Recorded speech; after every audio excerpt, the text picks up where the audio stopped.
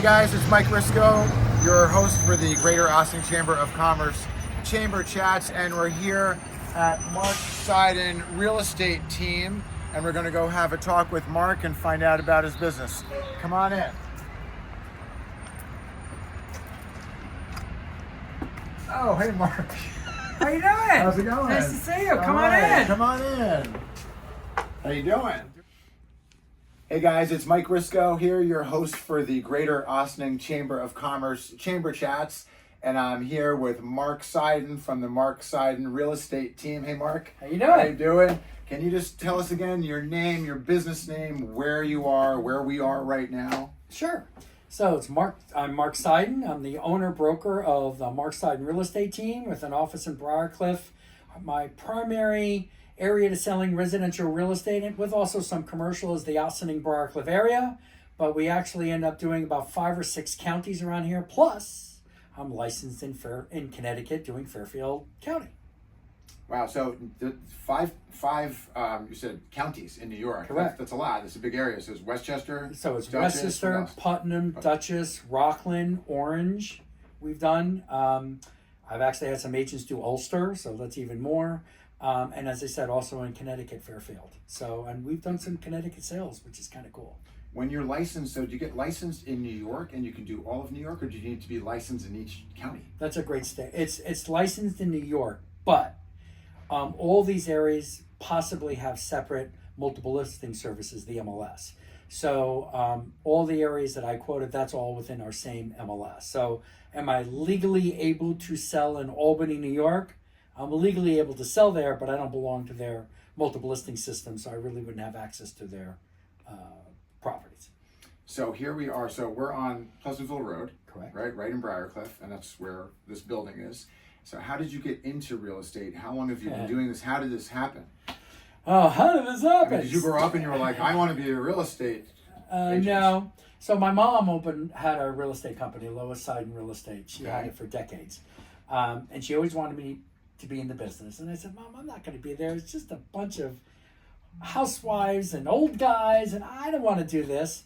But I was in the food service industry, contract food service industry. So I actually got promoted to the job that I always wanted. I was the youngest district manager at 30 years old. Mm-hmm. It was my dream job. I never hated a job so much in my life as when I finally got to my dream job. So my mom found the opportunity to talk me into doing real estate. I was in California. She got me back to New York. I worked for her for a while. I was just married.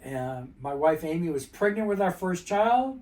My mom took me on the real estate, and she would not give me any sort of money up front. I was commission only. She said, you want to eat? You got to do your own kill.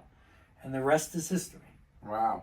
Did you take a lot of the skill set that you learned from the food industry? Did it transfer over to selling real estate? It actually did. When you're in the food service industry, especially when you're in contract food service management, there's a lot of marketing that goes with it, because one of the things about contract food service management is you need to market to the people who live whichever building or not live, work in that building, whatever, because they want to keep people in house. Because if people now go out to eat for lunch or dinner, they're losing billable hours, especially I did law firms, and they want the lawyers to stay in.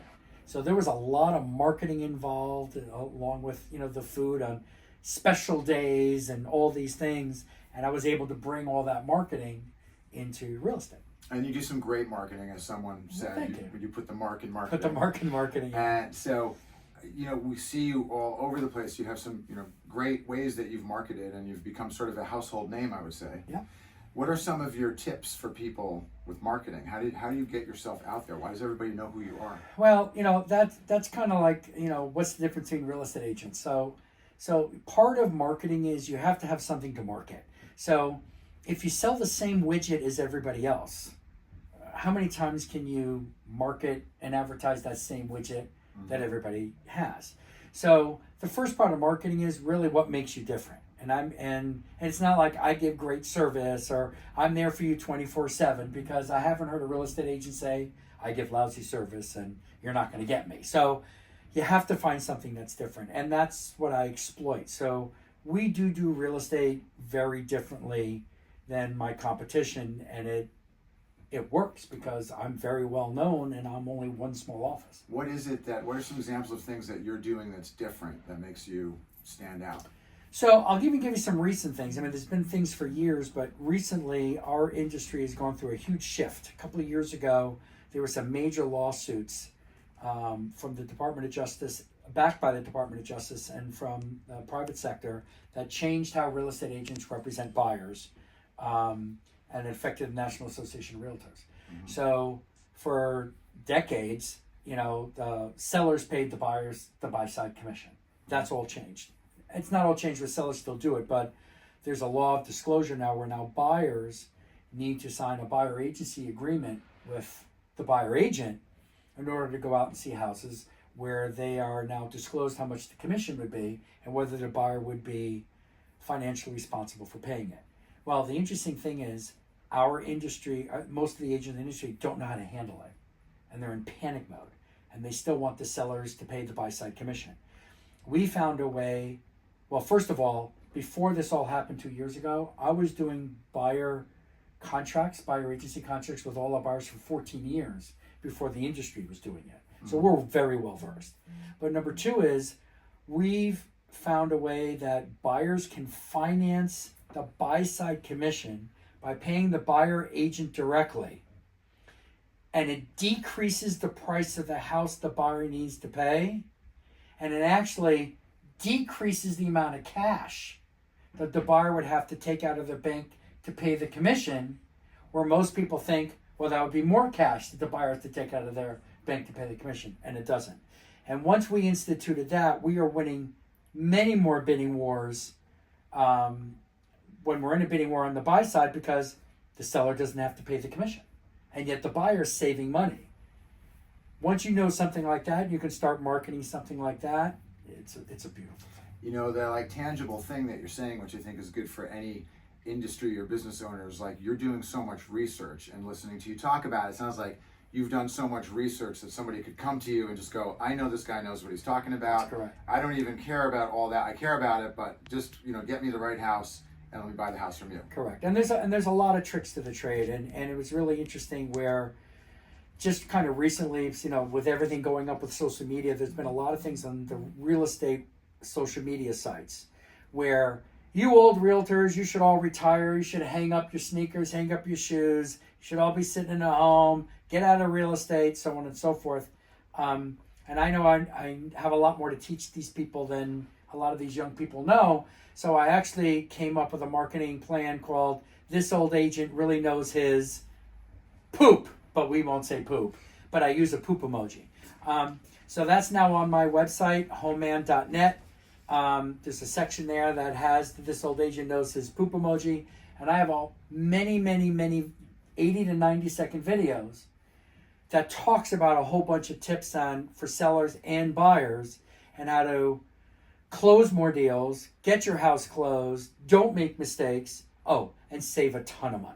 So I would tell people, go on there. They're funny. I put a bald cap on to be an old guy. I have a lot of really fun shirts. I'm old. Don't mess with old realtors. Blah, blah. It's a lot of fun, but there's a lot of information. Yeah, we saw some of the videos. They're great. And also, you have like a PDF that comes up with a lot of info on there, That's right? correct. So that was a neat little thing, so people can stop the video and read. Yeah, it even says pause this video and take a screenshot. And it's probably good for people to come in and study. So like all of these things together probably make a great buying experience. So if somebody studies and then comes to you, you can probably even help them more. That's correct. So we're always adding. So if you ever really want to know what a lot of the tricks of the trades are, those are the trade secrets right there. So how do people get in touch with you? What is your website? What is the best way? Should they call you or email, look at your website? What's the best way for people to get in touch with you? They can do whatever they want. I mean, the website obviously, has a contact us, button there. So, it's homeman.net, not .com, homeman.net. And there's a contact button. You could certainly call at 914-762-2200. I have a staff that takes all the calls 7 days a week, so that it's really easy to get a hold of us. You can that's a landline, or VoIP I should say, so you don't really text that. But those are the two easiest ones to do, and we get back to people right away. And when can somebody call? Because if somebody's like thinking about buying a home, or they're in it, like when is a good time to call you? You could, well, calling again is probably more around business time. But if someone calls after business hours, our phones do route to the real estate agents. So if someone calls at 9 o'clock at night, we will get a real estate agent to answer at 9 o'clock at night. And I also mean, when is a good time in someone's journey of buying a house to call you? Should they call you right from the beginning, or they're like, Oh, someone should definitely from the beginning. There are so many steps and things that people need to look at to buy a house. It's not just, oh, I found something on a website. Hey, I want to go see it. Mm-hmm. If you're ready to see a house and buy a house and you haven't prepped in advance, you're already behind the 8 ball, and you're going to be behind a lot of buyers that already know what to do. And as far as selling, it's the same thing. There are a lot of things to prepare a house, and there's actually a lot of things you don't need to do to prepare a house that real estate agents are still telling sellers they need to do, from things from 30 or 40 years ago you don't need to do now. That cost sellers thousands of dollars. So it's a good idea, even if you think you're going to buy a house next year or 2 years, to give a call now to start getting ready or figure out what they need to do. And also for the sellers, you do not need to obligate yourself to pay the buy-side commission. So when we take on a listing, there is no buy-side commission obligation there. We have a lower commission to sell someone's house because you don't have to obligate yourself to pay one.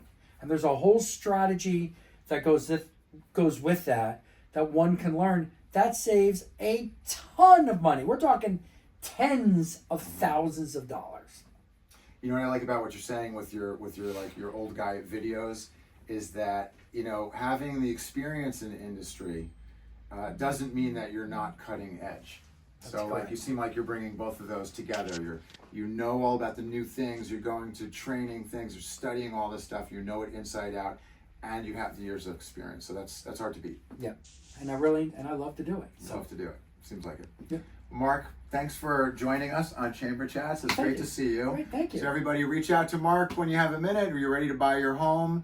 And it's Mike Risco signing off for the Greater Ossining Chamber of Commerce Chamber Chats.